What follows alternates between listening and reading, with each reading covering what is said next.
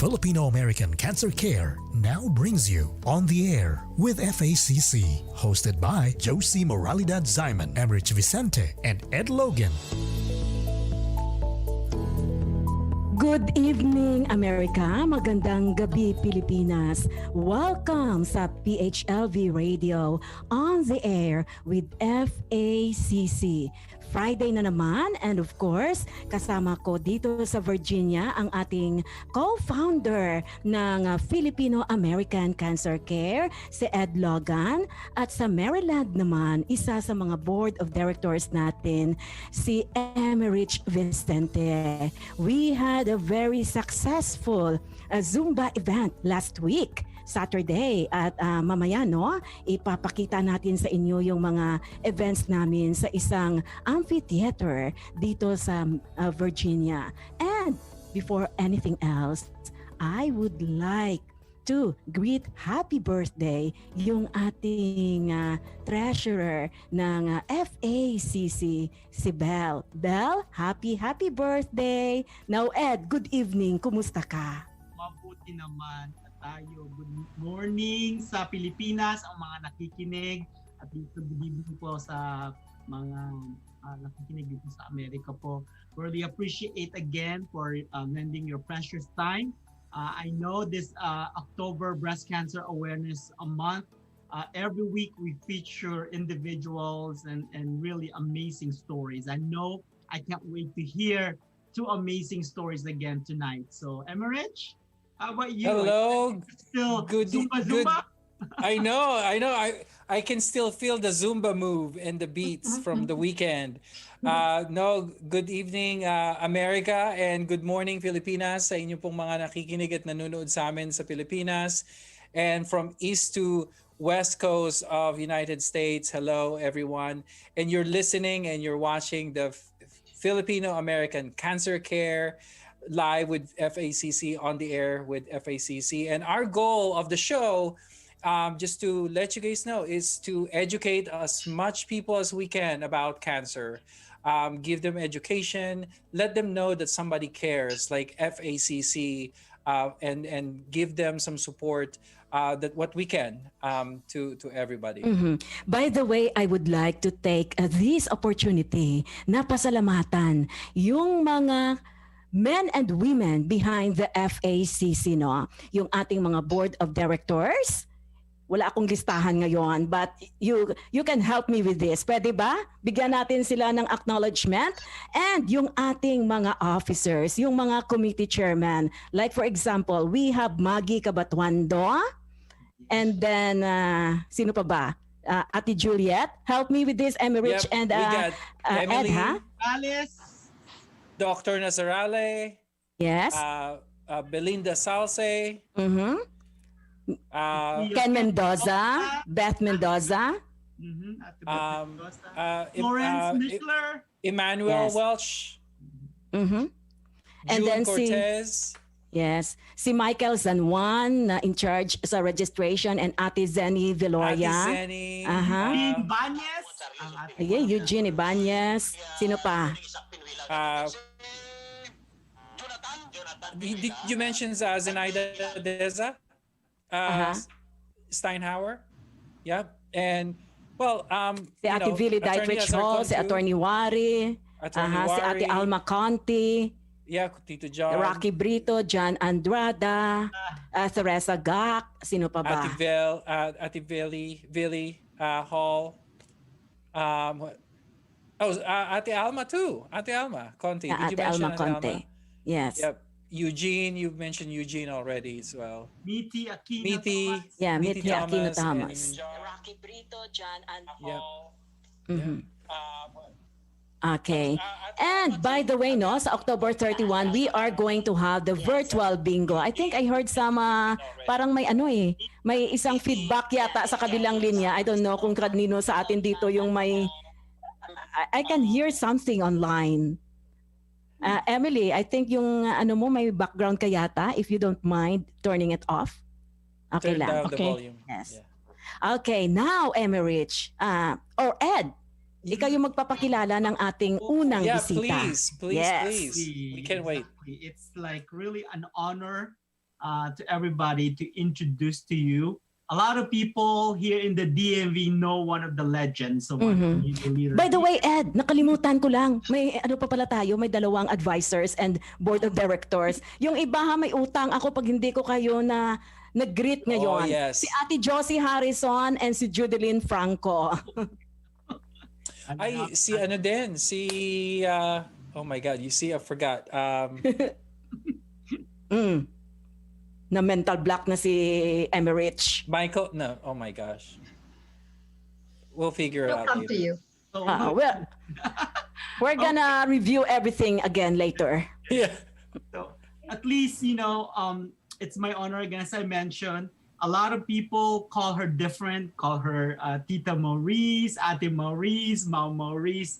You know, it's just an honor again to really have the opportunity to share her friendship, the story of our another, you know, in a memory dedicated with me, you know, with Mitzi Picard, who passed away with breast cancer. So, Tita Maurice Otienza Owens was born in Baguio City, Philippines, and then moved to Manila with her family. And of course, she finished school with BA Economics. Wow. In the University of the Philippines in 1964. Another smart lady here. Okay, guys, can you imagine? Very humble person. And then she worked at the Philippine Economic Development Foundation for 3 years, and then information specialist research in the research department, left for the US to join the family in 1968. And then in the US, she worked for several non-profit organizations. And she's always determined not to work at a profit-making business, which I can really felt that when I met her on the first time when I met her, you know, her compassion in the world of nonprofit organization. And of course, she's always active in the DMV in terms of all this Filipino-American organization, especially in the Philippine Foundation for Charities. For the, let me see, there's a lot of here, but I want to make sure I did not miss a key organization here. But, you know, she also worked for American Association University of Women Publication Department for Publication Department. And she really loved writing. And you can tell sometimes if you guys have opportunity, you know, to look at some of the archives of Manila Mail, she contributes on various articles in Manila Mail. So that's another hidden talent of Tita Maurice. And of course, you know, it's again, it's an opportunity to hear your story about your friendship with Mitzi Picard. Well, let's welcome Tita Maurice Owens. Thank you. Thank you. Good evening, ate. Good evening Alam nyo po. si Ate Maurice, alam nyo si Ate Maurice, isa siya sa mga pinakamabait na tao sa buong mundo. Ikaw naman. Yan ang description sa akin ni Attorney Wari Azarcon, at hindi lang si attorney nagsabi niyan. Talaga namang tested and proven at napakabait. Wow. Wow. Nako. So are we gonna start with, or do you wanna introduce our second guest? Okay. We would like to introduce our second guest, para sa ating radio show na On the Air with FACC. Ito siya ay isa sa mga na-feature ko sa aking book, The Filipino-American Journey. At isa rin siyang breast cancer survivor. Ang ganda ng story niya, Emerich. Now, pasensya ka na, hinahanap ko pa. I have it. Hinahanap ko pa ang kanyang bio. Teka muna, nasaan na? Okay. She is a breast cancer survivor for 10 years now and a caregiver who has over a decade's worth of experience serving the elderly and has taken on some of the most heart-wrenching care work with compassion and patience. Alam mo, Emerich, kahit nagkaroon siya ng chemotherapy or radiation, nag-aalaga pa rin siya ng ibang tao. Can you imagine, no? Wow. Mayroon ka ng Fighting sakit, spirit. tapos nag-aalaga ka pa ng isang taong may sakit din. Yeah. Her hard work paid off as she was honored with the Caregiver of the Year award in the Home Care Rising Summit in 2014, and in 2017 received the Outstanding Caregiver Award from the agency she worked for. Originally from the Philippines, she came to America in 2007. She is a mother and grandmother who enjoys spending her free time eating out with friends. Katulad ko, mahilig sa pagkain, sa food trip, mahilig magbasa, mahilig manood ng Korean drama. Korean drama. At mahilig din siya mag-video chat sa kanyang pamilya sa iba't ibang bahagi ng mundo. Ladies and gentlemen, we would like to welcome sa ating programang On the Air with FACC, breast cancer survivor Emily Oy. Hello Emily, good everyone. evening. Good evening, America. Good morning, Pilipinas. And hello sa lahat ng mga nanonood ng FB Live at saka nakikinig sa radio. Thank you po. So I have a very first question for our first guest, Ate or Tita Maurice. Yes. So Tita Maurice, I want to ask you because I'm a friend of Ate Mitzi as well. Oh, you know and her. Okay. I know her, and I miss her. You know. Yes, so indeed. if you tell us, when did you guys meet? Where did you meet? You know, is there any important or significant event somewhere when you guys met together? And then that build out the long-lasting relationship of friendship, huh? Yeah. Well, we go back. We met at a demonstration in front of the White House. This was during the anti-Marcos days when people were gathering here who were against the removal of democracy from the Philippines. No? A lot of Filipino-Americans here formed their own organizations, no, to help out over there. Yeah. And my husband and I, Kevin, we joined the Movement for a Free Philippines. And so during demonstrations, we met Mitzi Picard with her friends also. And that's how we got started. There's some noise. So we met at a lot of meetings and planned and cooked some events together. She was a good organizer of inviting people, speakers, talk about the situation in the Philippines. And she was very good at that forum organizing. Yeah. And she, I wrote a few notes here so that I would not forget. So that was in the early 80s. We worked for the downfall of the dictator. So finally, in 1986, when EDSA happened, it was a big celebration in Washington, D.C., no? And all the different organizations na nandito, and there were about 100. The Ilocanos had their association, the businessmen had their own association, ano? We all joined together forces because we wanted to help the rebuilding of the Philippines, no? Of the and improve the situation there. So, yung nag-form kami ng grupo consisting of several women called the Filipino-American Women in Development, which was we would raise money to fund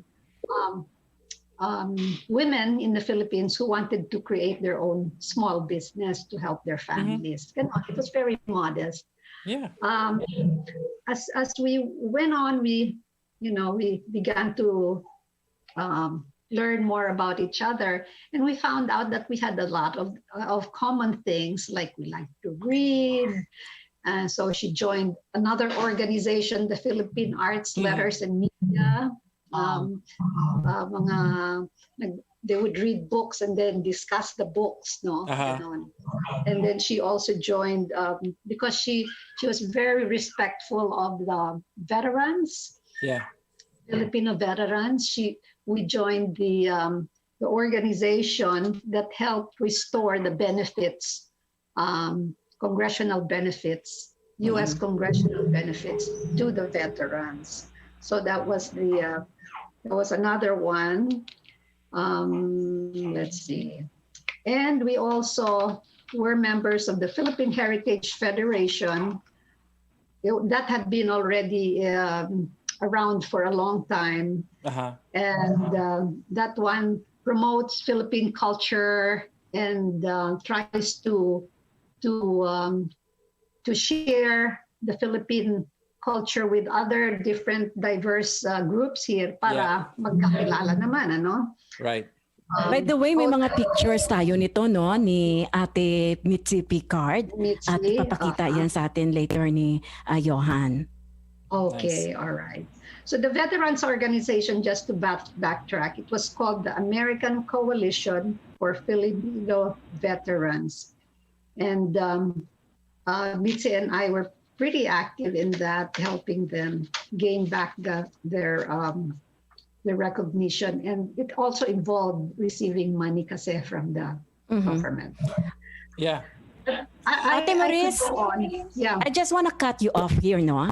Sure. Gusto kong malaman, what did she tell you about her cancer journey? Okay, during let's see, I noted the year here. 19. The first diagnosis, right? Because I know it's very 1998. 1998.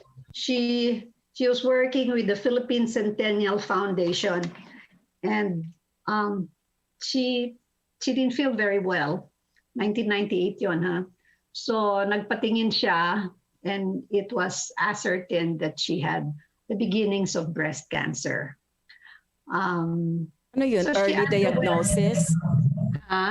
Early early detection.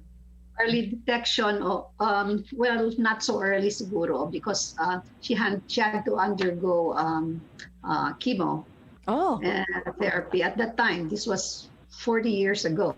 Anong stage yun? I don't remember na kung anong stage. Okay. But she went to the Georgetown University, which at the time was one of the best places to go to if you have cancer. Yeah. And ano naman, the difficult problem was that because she was working with the Philippine Centennial Foundation, which was formed only for that purpose, they did not provide health insurance. Oh, wala siyang health insurance. Wala siyang health insurance. She had some running for a few months after she got it, but then it would eventually run out. No, thankfully, that was tough. Thankfully, she got better, and she went into remission. And then she was able to function quite normally, no? And she got active again. Balik na naman siya sa mga organizations niya, no? Love and passion niya talaga yun yung makatulong for a purpose, no? For a very good purpose. So, and for a couple of years she was all right, no? And then, yung leg naman niya started to hurt. No, kaya ito, sabi niya, siguro it's just from my walking too much, no? Pero nagpatingin siya, doon, the cancer appeared there. And kumalat na sa bone niya. Sa bone niya, to the point where, nahirapan siya lumakad, no? So she had an operation And they took out, no, yeah, they took out the portion that was cancerous, and they put a metal piece there. So she was very careful with never going through, the detection machines. She had to explain. It's a metal detection, yeah. She had metal there, and she had to go around, no. So, but she got used to it, and she normalized again her walking, no. So she was fine. We went dancing, we went partying, singing, and had a good time. Fast forward, after 10, 15 years, 20 years of a good life, it came back. It came back again. And pero this time it started with her leg, no? Sumasakit na naman. And again, at this point, she had just left her job. No, the job was it was the Asia Society. Asia Society, right? Yeah. Asia Society. In the beginning, it was a big organization. They had lots of events and lots of projects, no? And she was assistant there ng director, no? So she was doing very well. But then this leg problem happened, and she had to slow down her pace, and eventually to the point where she had to quit. And after she left there, she didn't have any insurance again. But her brothers and sisters were here to help her. So I think it was 2 years that she was in and out of the hospital getting treatment. She would feel better sometimes, and when she did, we would do something fun. And when she was sick, she stayed home.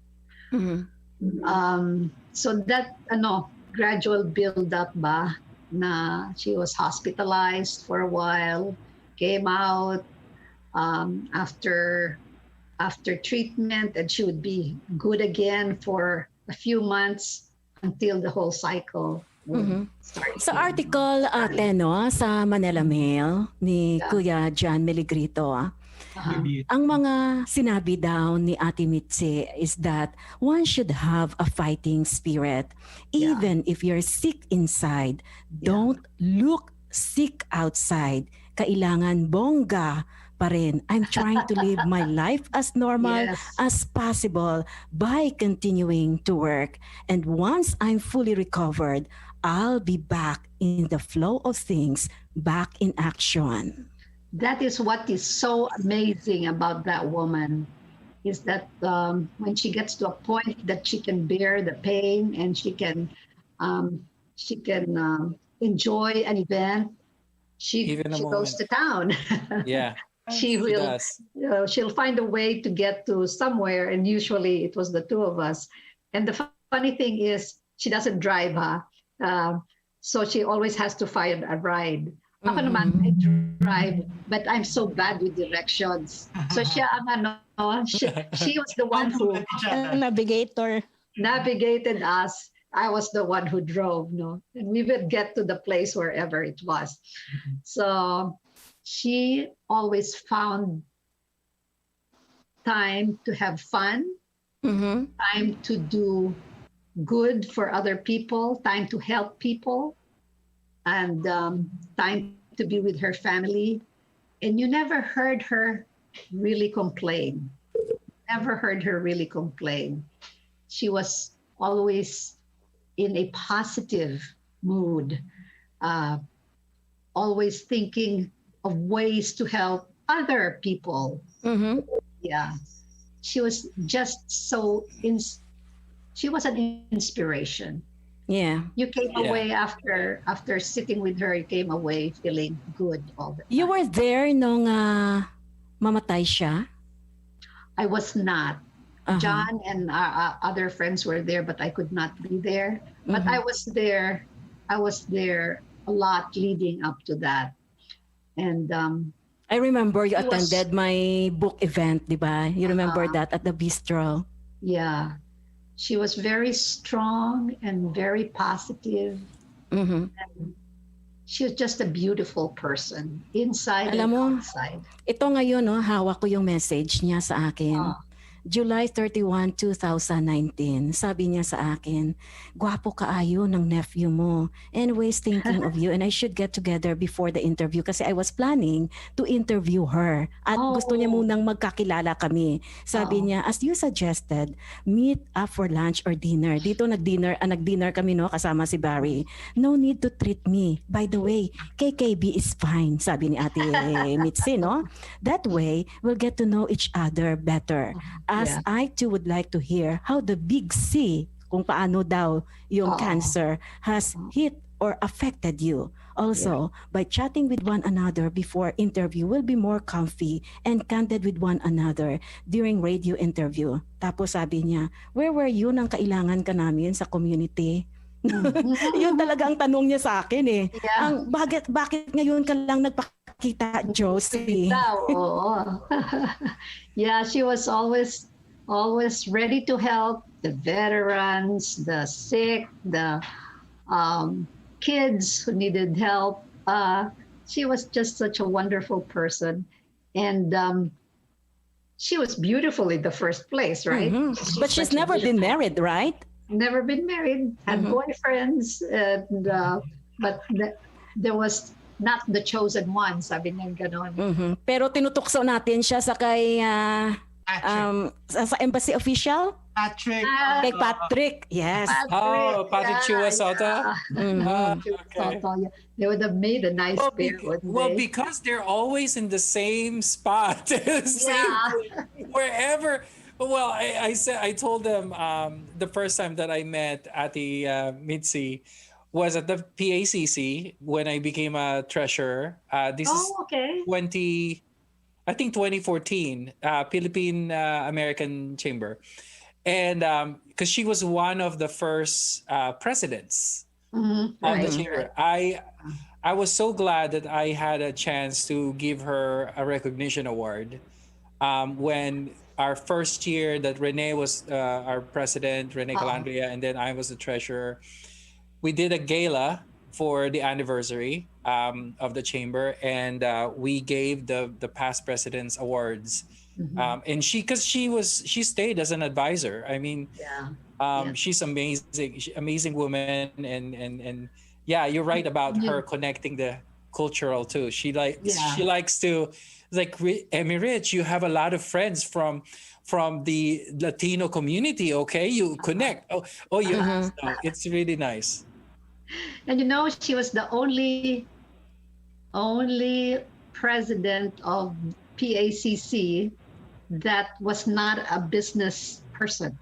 Right. She didn't have any business. She didn't run any business. But she said, I don't have to be a businesswoman to help,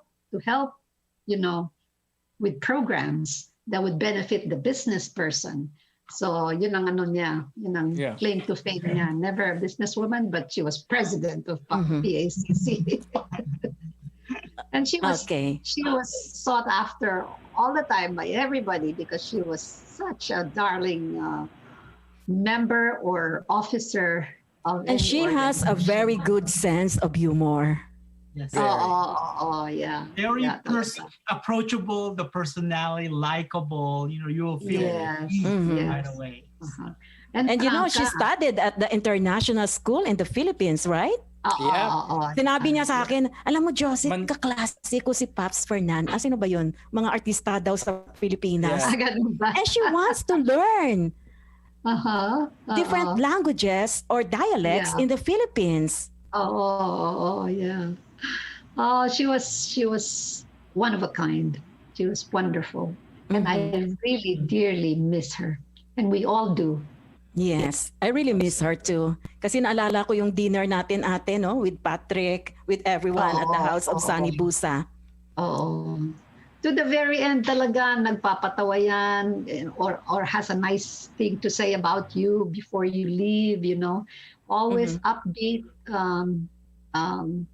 has a good word for everybody, and inspiration talaga siya to anybody. Ate Mitzi, nandito lang kami. Anyway, it's 9:31 in the evening dito sa ating programang On the Air with FACC. Babalikan natin si Ate Maurice. For the meantime, mayroon tayong isang intermission number from one of our board of advisors ng FACC, at isa rin siya sa mga may programa ngayon sa PHLV Radio, yung teacher's voice, no? Her name is Judeline Franco. Now, siya yung kakanta sa atin. But of course, we're gonna show you some of the pictures sa Zumba event ng Filipino-American Cancer Care. Here we go with Judeline Franco. God will make a way when there seems to be no way. He works in ways we cannot see. He will make a way for me. He will be my guide, hold me closely to his side, with love and strength for each new day. He will make a way, he will make a way. God will make a way when there seems to be no way. He works in ways we cannot see. He will make a way for me. He will be my guide, hold me closely to his side, with love and strength for each new day. He will make a way. He will make a way. Roadway in the wilderness, he'll lead me, and rivers in the desert will I see. Heaven and earth will fade, but his word will still remain. He will do something new today.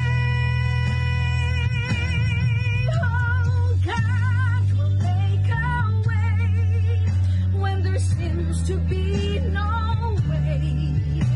He works in ways we cannot see. He will make a way for me. He will be my guide, hold me closely to his side, with love and strength for each new day. He will make a way. He will make a way, with love and strength for each new day. He will make a way. He will make a way.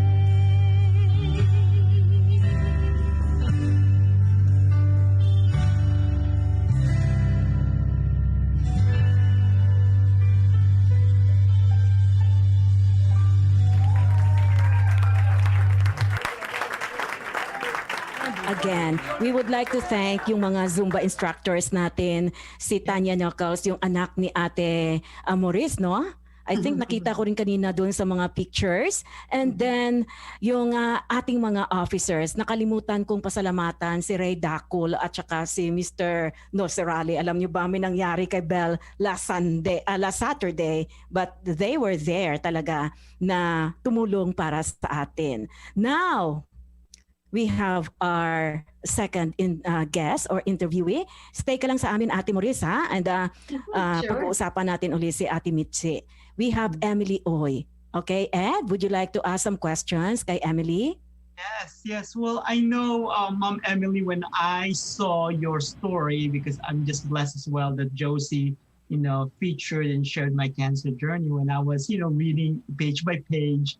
And I'm also so struck of how you are showing really being really resiliency sa yung work. At the same time, you like having to fight the cancer. So what was the first word that crossed sa inyong mind po nung nalaman nyo na yes, I have, the doctor said you have a cancer?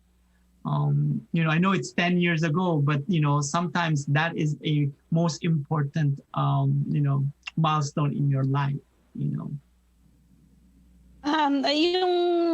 Kasi kapag marinig mo yung word na cancer, at the time, parang iisipin mo na mamamatay ka na. Yun ang first na pumasok sa isip ko. Mamamatay na ba ako? Wala pa naman yung pamilya ko dito. I'm by myself. Paano na ako? So, yun ang sumagi sa isip ko nung narinig ko yung sinabi ng doctor na may cancer nga ako.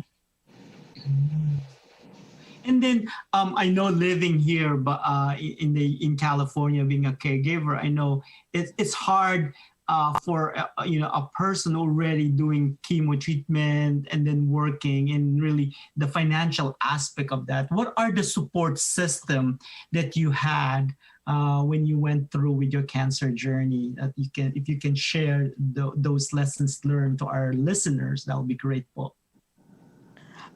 I'm just one of the lucky few na nang ma-diagnose ako with cancer. At first, I didn't know where to go. Kasi bago wala pa kang lang insurance dito, noon, di ba? Wala akong insurance. So, nung na-diagnose ako, sinabi ko doon sa hospital na I don't have insurance. So, paano ako? Sabi nila, we will refer you to some organizations na who could help you with financial aspects. So mayroon siyang mga listahan na binigay sa akin. So isa-isa ko yung tinawagan hanggang yung last na natawagan ko yung sa Harbor UCLA. So sabi nung nakausap ko, why don't you just come over and papakausap ka namin sa isang social worker. So pumunta ako doon, tsaka in-interview ako ng social worker. So ang unang tinanong, yung magkano daw ang income ko, sabi ko ganito, ganyan. Sabi niya, okay, you might qualify for financial assistance. So sabi niya, hintay-hintay ka lang ng mga isang linggo, and then yung card mo, marireceive mo. So kaya sabi ko, I am one of the lucky few kasi naka-avail ako ng medical. So lahat ng treatments ko, from having lumpectomy to chemotherapy to radiation and another operation, yung tinanggal yung ovaries ko, lahat yan naka-charge sa medical. So wala akong ginastos maski isang kusing. So kaya parang yung journey ko, hindi ako masyadong nahirapan dahil isang aspect na malaking bagay na problemahin ng isang tao ay na-cover. So, family-wise naman, yung pamilya ko andoon sa Pilipinas. So, dito sa Amerika, I am by myself. Pero, nung nalaman ng pamilya ko, tsaka nung sister ko who lives in Louisiana, sabi nila na pwedeng pumunta dito para tulungan ako. Ang sabi ko naman sa sister ko, wag na lang kasi may sarili kang pamilya. So yung mga anak ko naman, may mga kanya-kanyang buhay na din sila, may mga pamilya na din sila. So sinabi ko na kaya ko naman yung sarili ko. Kasi at that time, I was living with people, mga 5-6 yata kami sa isang bahay. So maski nag-iisa ako dito, pero may mga kasama naman ako sa bahay ko. Kaya kung ano man ang mangyari, meron pa din akong matatawag na yung kasama mo sa bahay. So the journey wasn't really very difficult. Yeah. Ang naging outlook ko lang at that time is I have to be strong kasi nandyan na yan eh. Hindi ako pwedeng umiyak-iyak ng ganito, ganyan na andyan na yung cancer, mamamatay ako. So ang ginagawa ko, religiously, ginagawa ko kung ano man ang dapat ipagawa sa akin. Mhm. Ayun. Kaya Ate, nakapag-survive ako. Ate Emily, I'm curious, and I wanted to know, and also kind of give this idea to or thinking to sa mga listeners natin. Yung ang tapang mo, ang tapang mo, you have a very strong will, and you're able to do, because when somebody get the news that they have a cancer, they probably gonna go home and I don't know, stay somewhere isolated and then trying to process what the news is. You took that news, ask what are my options? What can I do? I need to survive. But remember, sa interview ko sa kanya, no, sa book, dito sa book, Uh-huh. sabi niya, after hearing what the doctor said, that I have a malignant stage 1 breast cancer, I totally shut down mentally, not hearing anymore the rest of what the doctor said. Marami ka pang sinabi dito. Wow. Kaya nung So- ibinalita, nung itinawag yan sa akin, nasa work ako.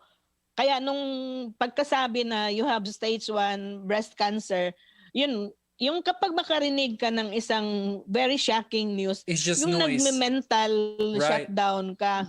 Ganon ang nangyari sa akin. Then after a while, nung nag-sink in na sa akin yung sinabi ng doktor, ay talaga yung iyak ko, yung ngawa talaga na yung Oh my gosh. yung Yeah. ganun talaga na iyak talaga kasi nag-sink in na. Yeah. So iyak. Ganyan naman tayo lahat na may mga cancer. Tinawag ako ng So what did you think? What did you think hanggang about tinawag ako to ng client ko. yeah, para mapalitan yung what you were thinking? What did you start changing, or what you start realizing para maging malakas ang loob nyo and then face the next step, like finding out your options, finding out the list of organization who can help you, like those things. Because I see you and I hear you that you keep on stepping forward, and your family reach out to you that, hey, we'll come over, and you said no, you have your own family. That's just amazing. So if you can tell us what is it that, So that brought you down? ang nangyari kasi iyak ako ng iyak, yung ngumangawa talaga, yung parang namatayan ka na ganyan. So narinig ako ng client ko. So tinawag niya ako, sabi niya, what happened to you? I heard you crying.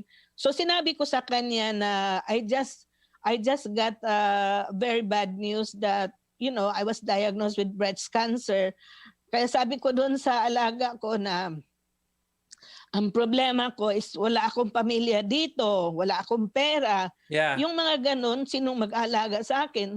So, ang ginawa nung client ko, yung sinabi niya sa akin na halika dito, yung ganun, yung hinag niya ako, sabi niya Comfort you on that. you just have to be strong. Yeah. Yeah, sabi niya, you just have to be strong. Everything happens for a reason. Sabi niya ganun. Sabi ko sa kanya na I know na ganito ang everything happens for a reason, pero ang problema ko kasi, like I said, wala akong pera, wala akong insurance, wala dito pamilya ko. Sabi ko, it's tough to be sick here in America. So it's hard to be sick. Sabi niya, tell me about it. Kasi ang sinabi niya, tell me about it, kasi siya bedbound siya. So ang naging source of strength ko at that time is yung client ko na ako ang naging pasyente niya, siya ang naging nanay-nanayan ko. Sinabi niya, tell me about it. I've been lying in this bed for so many years. So naisip ko na andito isang matanda na ano pa din yung outlook niya sa buhay, na maski nakaratay siya, hindi na siya makalakad and everything, pero naging very warm ang pag-accept niya sa kalagayan niya na pinasa naman niya sa akin. So doon parang nahimasmasan ako then after that conversation and after the hug that she gave me, so parang na ano ako yung nahimasmasan. So bumalik ako doon sa kwarto kung saan ako gumawa. So that was the time I called up my kids, and then I called up my sister and told them about what's happening to me. So yun ang naging source of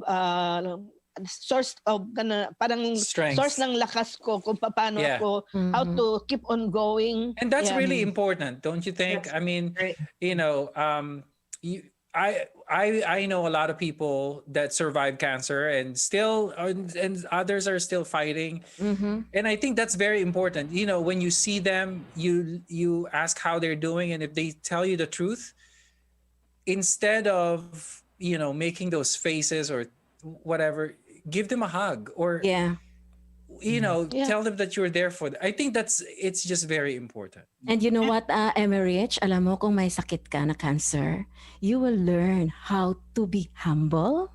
Right. At alam mo, yung mga reklamo na yan, wala yan. Yung mga you're going to appreciate life. Diba, Emily? In your case, Emily, ang dami mong pinagdaanan.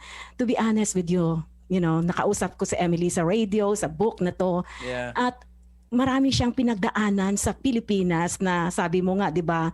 Maganda ang trabaho niya sa Pilipinas. Pumunta siya dito dahil nagkaroon ng financial trouble yung kanyang negosyo, and to be away from your family is very difficult. It's a huge sacrifice. Mm-hmm. And we want to thank you, Ate Emily, to you know the opportunity to hear again, share. We know sometimes when you're telling your cancer journey, it's not easy, and sometimes you know the emotional rawness of that, the vulnerabilities of us individually telling that story. So want to really thank you and appreciate that, folks. Yeah. Emily, you mentioned here sa book, no, na sabi mo sa interview ko sa iyo, you did not spend a single cent on your treatments. That's correct. And surgeries and That's medicines. Correct. And you have the best doctors and facilities. Everything was taken care by the medical center. Wow! Amerika to. Paano nangyari sa iyo yan? May mga nakikinig ngayon sa atin. But I tell you, medical is really good. Yeah. So, ayun nga, nung binigyan ako ng several numbers to call, and then yung natawagan ko, sinabing pumunta ka dito para makausap ka ng social worker. So, yun ang naging start. So, yung nurse naman, oncology nurse na nandoon, she was really a very good person. Yung very warm talaga siya, na yung ikaw as a cancer patient, parang hindi mo ma-feel na nag-iisa ka, kasi lahat sila doon, sila yung they tried their best talaga na tulungan ka sa magiging problema mo. So lahat yan, wala akong ginastos sa isang kusing. Ang ginagastos ko lang yung bus fare ko going to and from the hospital. So mas gumastos pa ako sa pamasahe sa bus kaysa gumastos ako sa mga treatments and medications na nilapat sa akin. Maski isang kusing, wala akong ginastos. Yun pong listahan na yun. Talaga, like, wow, that's yung pong listahan na yun, nakuha po ninyo yun sa ospital, ano? You were able to get that list from the... So that's good for our listeners. I think one thing that you need to ask, if you have this type of situation, talk to in the hospital, social worker, and talk. Or a case manager. They assign a case manager, social worker, advocate for you. You have to be honest. You have to be honest with them na wala kang capacity to pay. Yung mga ganun, kasi kapag malaman nila yan, they would really try their best to help you out. Yeah. Hindi lang siguro sa breast cancer, lahat ng cases ng medical emergency or medical problems ng isang nakatira dito sa Amerika, regardless of status mo, kapag ganyan, tutulungan. It's a humanitarian effort na talaga, humanitarian na ng isang hospital na tutulong talaga sa isang tao na nangangailangan ng tulong. Very nice. Bago ako magtanong uli kay Emily, no, gusto ko lang tanungin si Ate Maurice, bilang kaibigan ni Ate Mitzi, sabi mo nga wala siyang insurance noon, no? Was there a time ba, ate, na lumapit siya sa iyo, natulungan siya financially para sa treatment niya sa cancer? Or any PhilAm organization, Ate Maurice, na nag-offer, say, hey, how can we help this community leader of ours? Yeah, they're actually the first time she got sick, we actually did fundraise for her, the community, and we were able to raise enough money for her to get well that first time around. And then on the second time, yung recent na, she was able to get insurance also. So eventually, she was covered. My goodness, the cost of her medicine was just incredible, no? One of my medicines is $10,000 right now. Just one of the hundreds that I Yeah.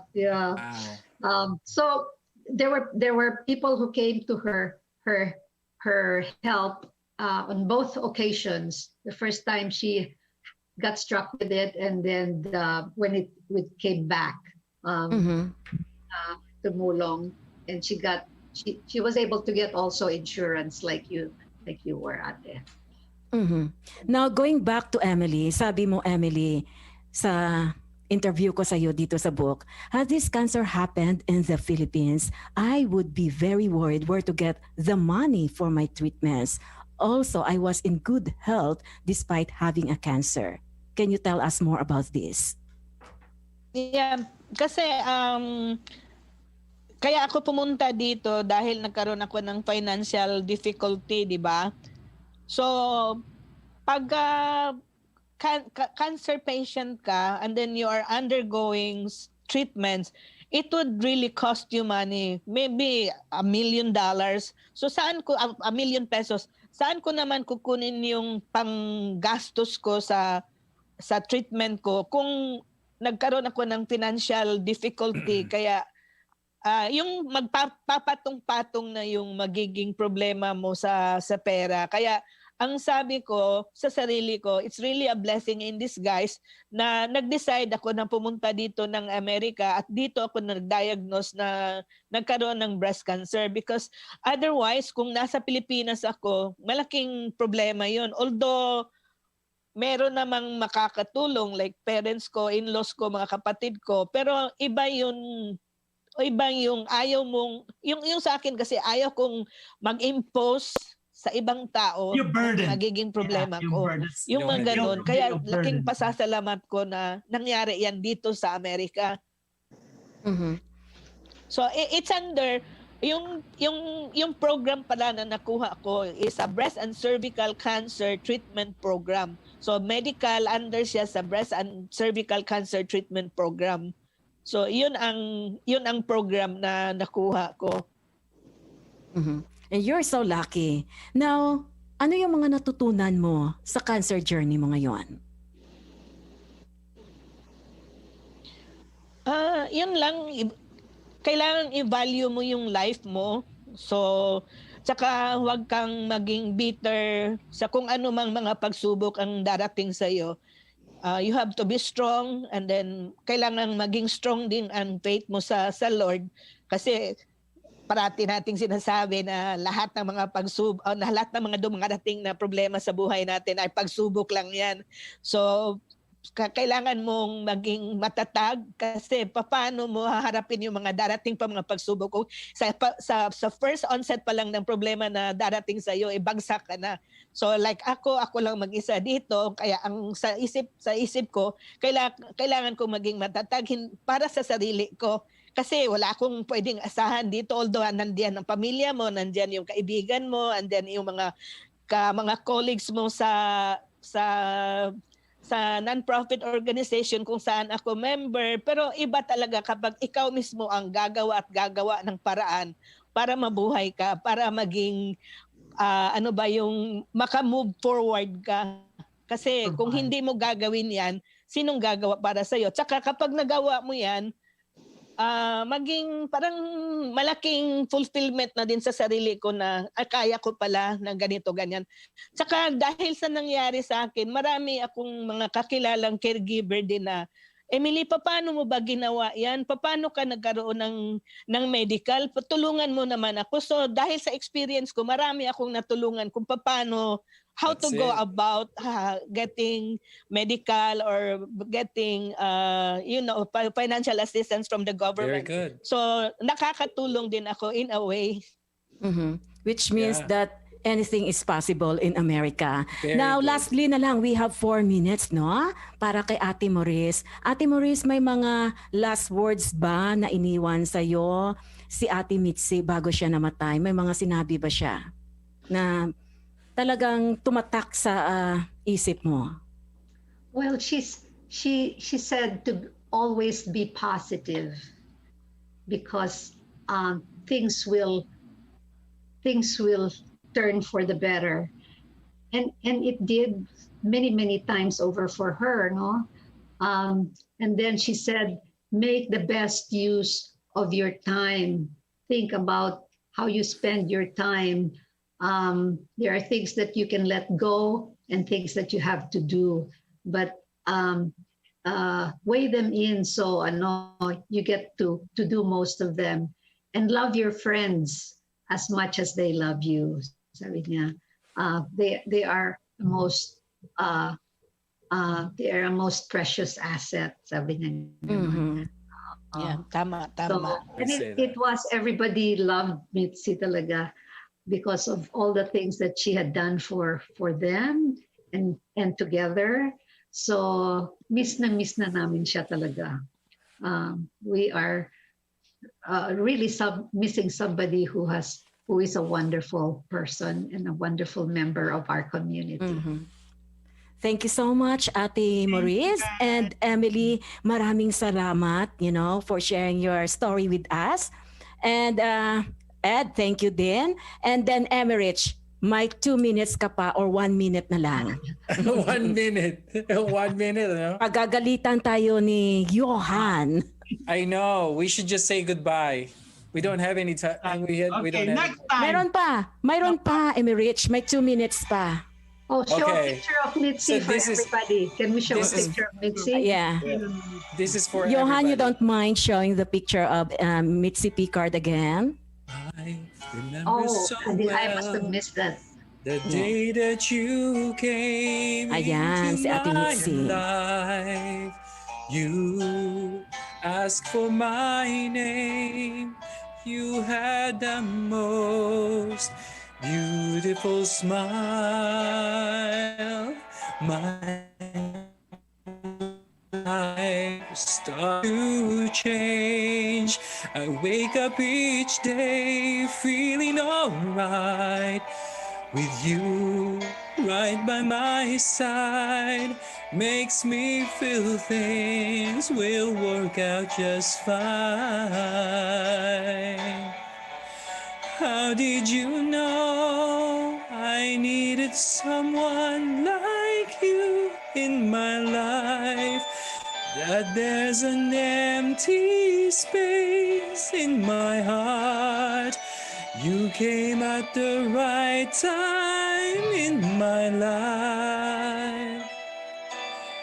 I'll never forget how you brought the sun to shine in my life and took all the worries and fears that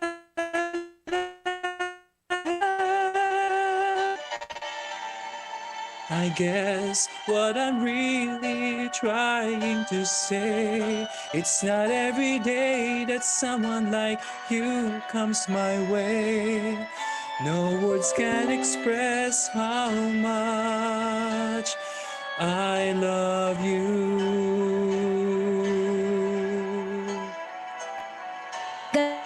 Thank you you so much. Emily Oy, and Ate Maurice.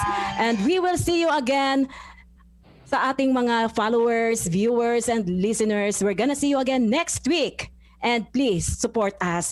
We are going to have the virtual bingo ng Family Night virtual bingo ng FACC. See you Buy the again cards next to us. Friday. Next Friday. See you, Okay. everybody. Thank you.